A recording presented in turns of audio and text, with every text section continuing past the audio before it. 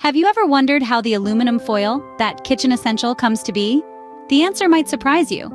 Tucked away in our kitchen drawers and cupboards, aluminum foil is a marvel we often overlook. This shiny, silvery sheet, thin yet strong, is more than meets the eye. It's an everyday hero, a silent partner in our culinary adventures, and a guardian of our leftovers. Yet, do we ever stop to ponder how it's made? The birth of aluminum foil is a fascinating journey that begins with one of Earth's most abundant elements. It's a tale of transformation, from rough bauxite ore to a sleek, malleable foil. It's an intricate dance of heat and pressure, of rolling and thinning, that brings this wonder to our kitchens. But how does it all happen? How does this rough mineral become a kitchen marvel? Stay tuned as we unravel the mystery behind the creation of aluminum foil. The process of creating aluminum foil is fascinating, and it all starts with a raw material known as bauxite. Bauxite, a reddish-brown clay-like deposit, is the primary ore of aluminum. Found mainly in tropical and subtropical regions, bauxite is rich in aluminum hydroxides, iron, and silicates. The journey from bauxite to foil involves several stages of transformation. First, the bauxite is mined and then cleaned to remove impurities. It's then crushed and heated in a process called calcination.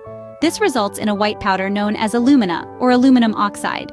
It might not look like much at this stage, but this alumina is the key to creating the aluminum we're familiar with. Next comes the fascinating process of electrolysis.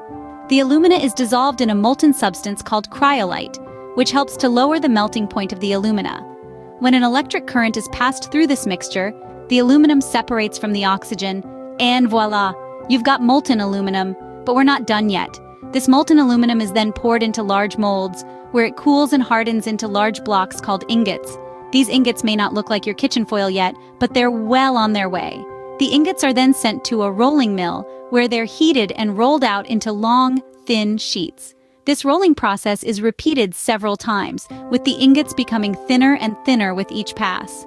Finally, the sheets are cold rolled, a process that further thins the sheets without the use of heat. This results in aluminum sheets that are less than 1/10 of a millimeter thick. But how do they get that shiny finish we all know and love? The answer lies in the final step of the process.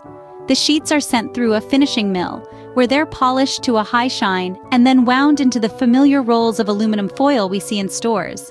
And that's how a simple raw material transforms into an everyday essential in our kitchens.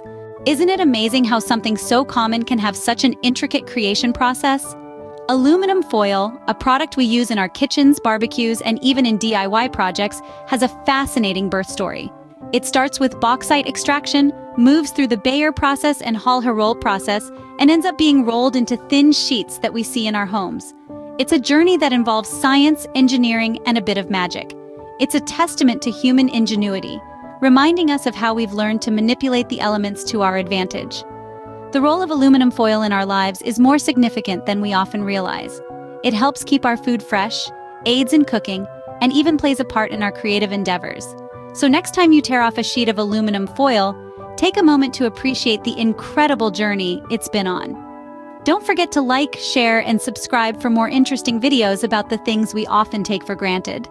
Let us know in the comments what other everyday items you'd like to learn about.